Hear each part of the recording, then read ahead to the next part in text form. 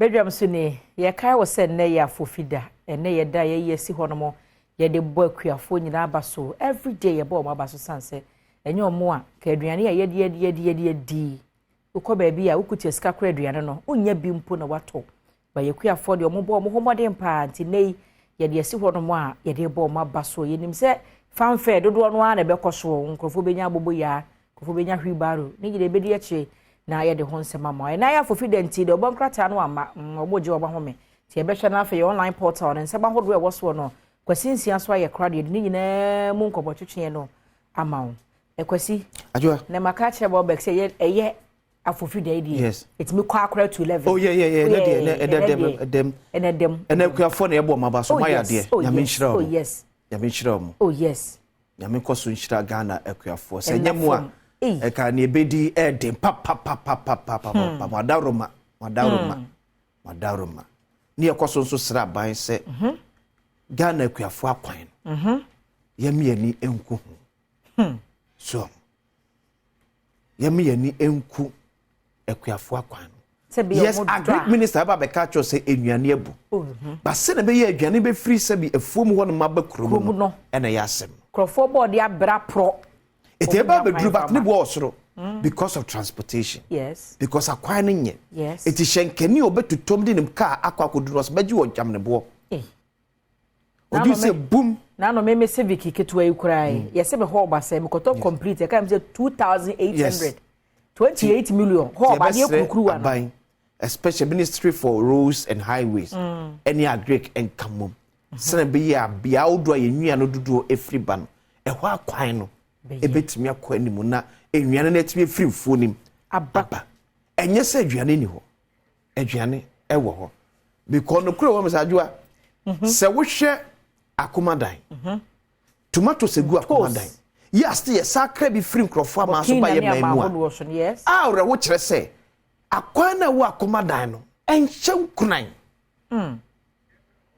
enu ti ni wo beko baby a Burkina Faso ekwan ne da so eku wasekwan anu wo ba no enu wo ba sen so na amna ba ya awre wo de ama etine ye bo akuafo abaso ye hye akuafo nkran so monkoso enya mo mfama ye no de ye sra ban so say aban tonkoso so mo mo se na be ye mo so no dwumadi o mudi no won ha hare so betimi akọ enum kakra na sense kodo onse ye di mo chi kakra that was the day amabamu buye e wo my Ghana mu wo hwe akuafo pepa o mpese o mo dua mo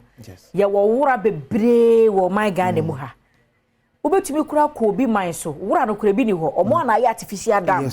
and o ma connect nsuo na nam mo na se de bia enso ye ko hokofa mo eba abra Ghana nyame ache ye nsuo akasi a wura teche bebre e wo hodo mo it is because obuse kua no be ka cho say combine harvester oni sika wo de to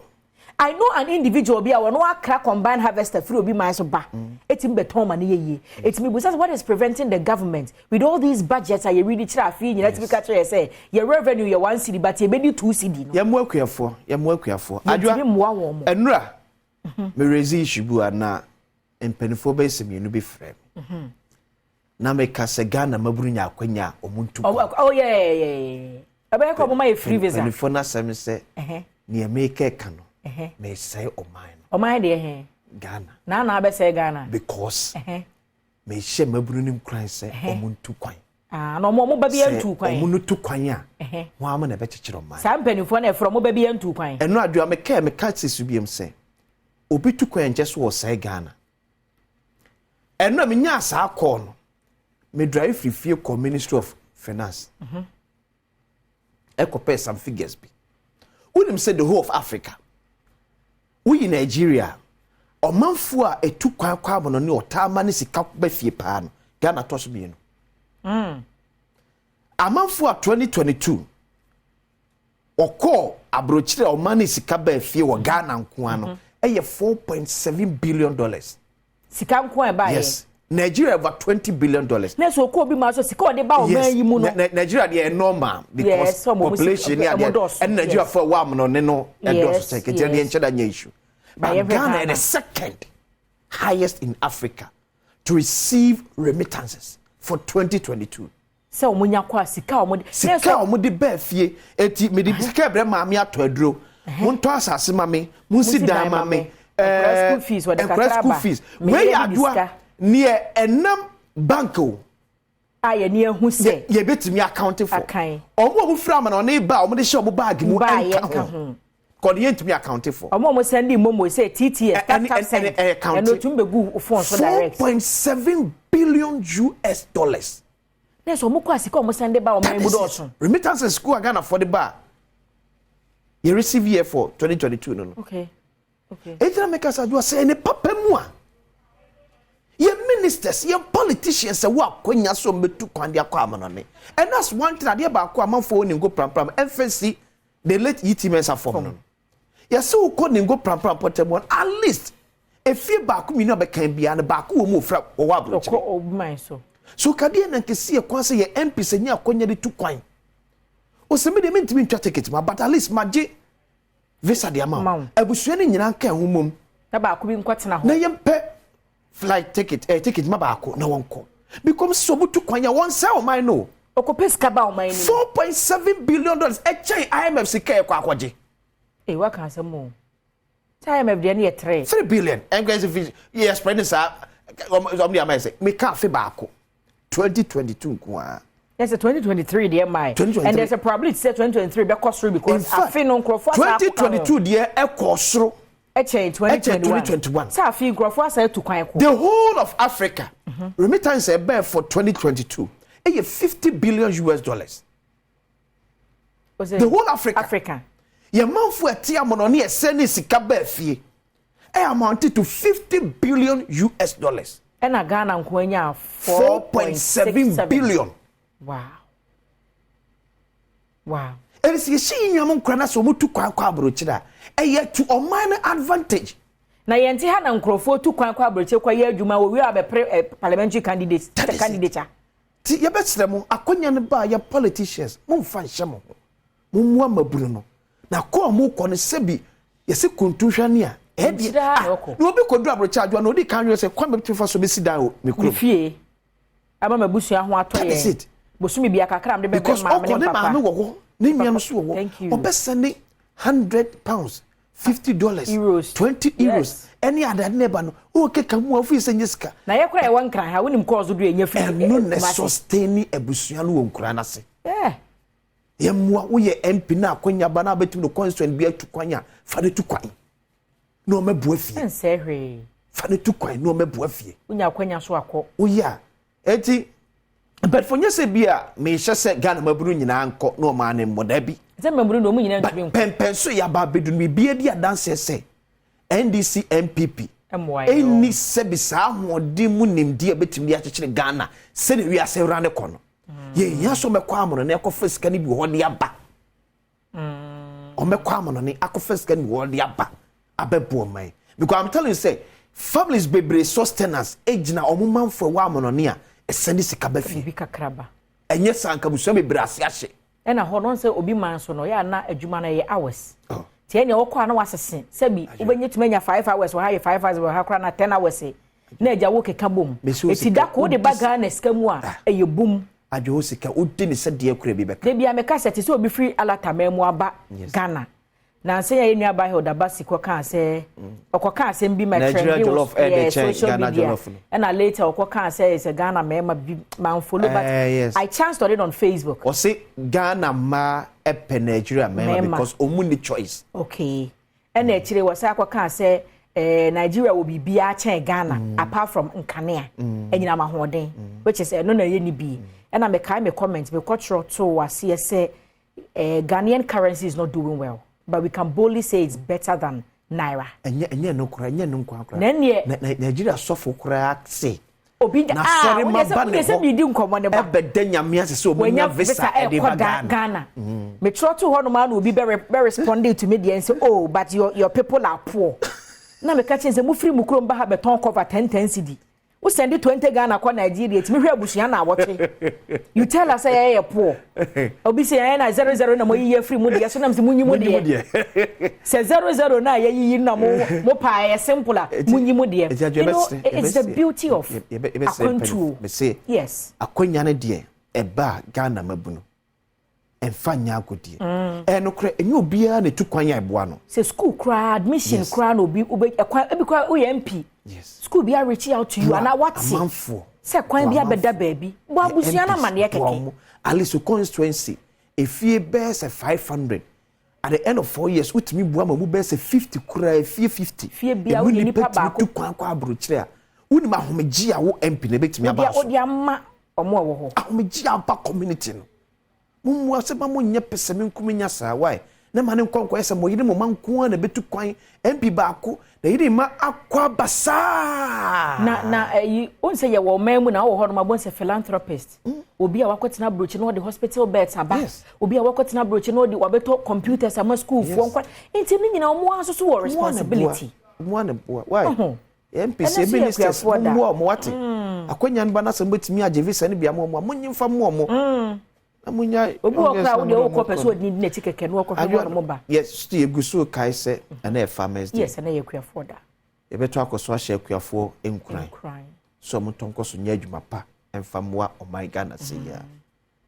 onka so mudi nhye na chi di anka efu kran ko mu nkum Ghana be ye but ye nyina yeso ye chefa de ne se